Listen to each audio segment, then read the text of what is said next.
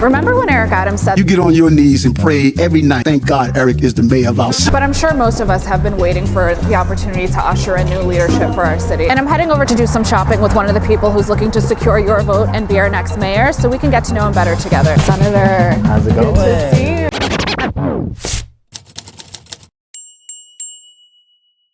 So I know you're a fellow born and raised Brooklynite. Let me know if this is relatable to you, but I remember being back in like junior high school, the day after a sneaker drop. There's always a couple of kids who, picked up the new releases. Mm-hmm. You just know they went to bed giddy that night, like ready to come to school and stunt on all of us the next day. No one can tell you anything. And we'd eat it up every single time. I remember I used to see these kids and I would be so envious because I'm like, I can't get it. So I would come back home and I'd ask my mom, I'm like, yo, mommy, these Jordans, they came out. I need to get them. And she would look at me and laugh. She's like, do you have Jordan money? Do you have Jordan money? You can get all the Jordans you want when you get a job. I said, all right, oh, cool. So that's my sneakerhead origin story, is my mom dubbing me and being like, you're not getting this. And so here we are. So you would, I guess, be our first sneakerhead mayor, right? I most certainly would be. Yeah. And I would put my sneaker game up against any mayor across the country. Okay. You know what I'm saying? Like, I don't think anybody's gonna bring that level of dedication to the craft as I would. So I'm looking forward to putting us on top. So beyond that, obviously people talk about the job of mayor of New York City being the second most difficult job in the country behind President of the United States. For folks who are just meeting you now for the first time, talk a little bit about your experience and why you think you're best positioned to lead our great city. I think people are looking in this moment for fresh leadership, right? We've had the old people tell us what to do, tell us what direction we should be going in. Mm-hmm. All of these people with all of this collective experience has gotten us to a city where you can't afford to stay here, where you can't raise your family here, where you don't feel safe everywhere you go. And then they come back and they say, well, we're gonna be the people to lead you out of this. I reject that. Mm-hmm. I think we need fresh leadership.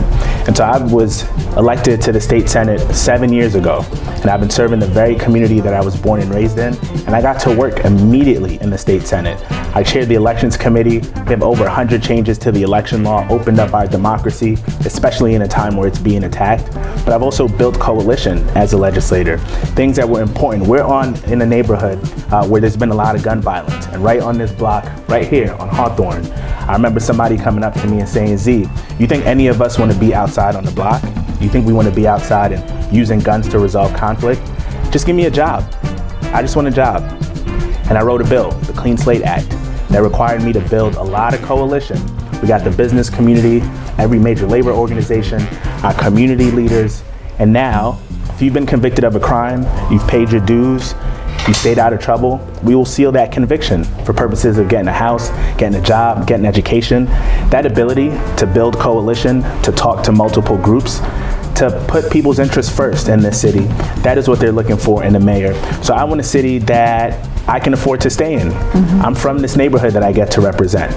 My wife and I went to the same elementary school. We want to put down roots here. Housing is too expensive. There's not enough opportunity. I want to change that. So you touched on your work in the state legislature with gun violence. So let's start there on public safety. Obviously, that's an issue that disproportionately impacts our community, Black and brown communities, and we know why. It's because these are the communities that have been historically under-resourced. So I want to talk about your plan for the police in a second, but police largely do crime response, right? Mm-hmm. So how are you thinking about prevention, and how does that fit into your public safety plan? Crime prevention is just as important as our response to crime. We know that there are particular drivers of crime. We know that people need services. We know that we need to invest on the front end so we're not paying for it on the back end. And that's what I've been about as a legislator. I passed the first bill in the country that declared gun violence a public health crisis so that we could have a public health response to it.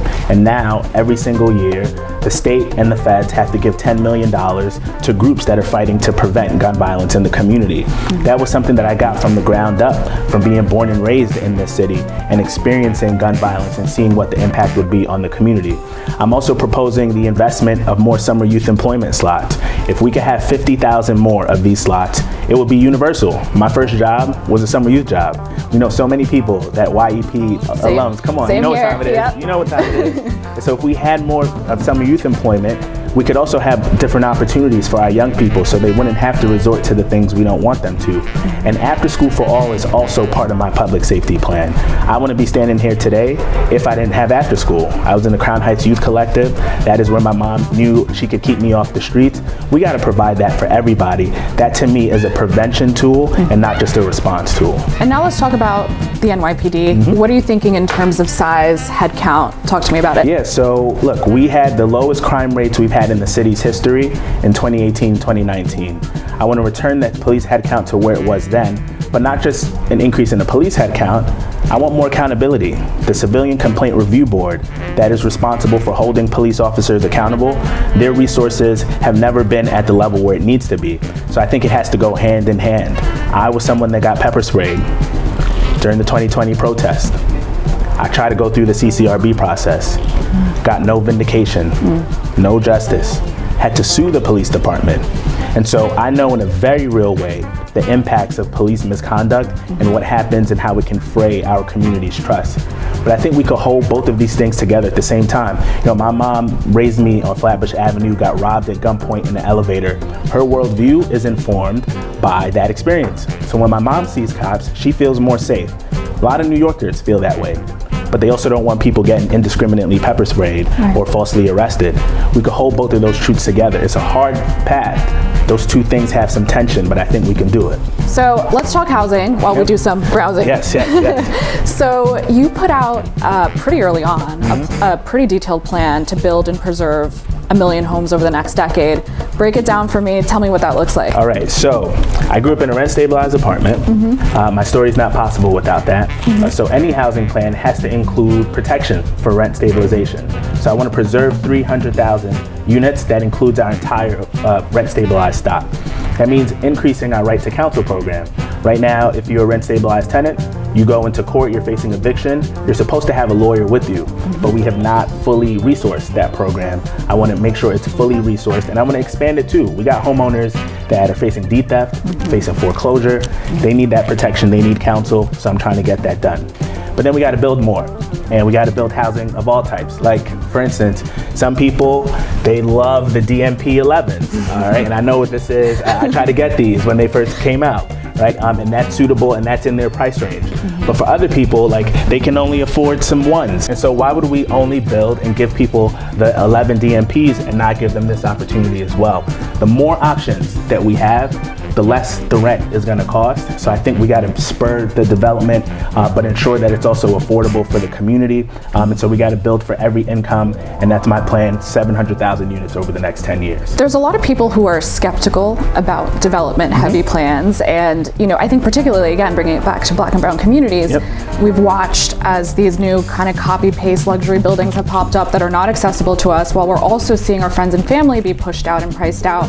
So for folks who are kind of, not too hot on the idea of development, what do you say to them? Yeah, so look, I'm someone born and raised in Central Brooklyn, have seen the impacts of gentrification, and as a state senator, represent a pretty diverse district. So I have Prospect Park in every neighborhood around the park. I grew up on the east side of the park, on Flatbush, but I also represent the west of the park in places like Windsor Terrace. If we do not build everywhere, including in places west of the park, our communities are going to be the ones bearing the brunt of the development. And that's what we've seen, because there have been certain neighborhoods that have been able to say, nah, you can't build here. Nah, we're not going to do it here. And I have supported development on the other side of the park because it's important that everybody share the burden. And so I think if we are spreading out the supply, that is going to bring down the cost and it won't be pushing people out. But we also have to ensure that the housing that's being newly developed is affordable and has at least those slivers of affordability. Right now, the federal requirement, area median income, takes into account not just the median income in New York City, but in Westchester and Rockland County, and then it averages it out. That ends up making it out of reach for too many New Yorkers. So what I'd like to do is, if the city is going to put money into something, if something is going to be built on city land, I want those tax incentives to require a community median income. so that we're incorporating what's affordable for the people in the immediate area to ensure that people aren't being pushed out. Well, you touched on rent-stabilized units. I know you said you grew up in a rent-stabilized unit. I live in a rent-stabilized unit right now. We've seen, I think 3 candidates so far have signed on to a rent freeze. You have not signed on to that. Talk to me about why, and also how you're thinking about your appointments to the Rent Guidelines Board. Yeah, so my number one for appointments to the Rent Guidelines Board, the RGB, it's going to be for people who put renters first. And I have seen this, I've experienced it, I've lived it. It's important to me that we be protecting tenants as much as possible. The Rent Guidelines Board makes the determination on what the rents are going to be. And as the mayor, I get those appointments. I think that's my strongest leverage. And that's why I'm going to be appointing people that put renters first. I think it's important that people like my mom, who live in a rent-stabilized apartment, not just have the option of having to cling on to that affordability where the elevator breaks down every 3 months, or when the roof leaks every time it rains, or literally have to win the lottery to get into decent development.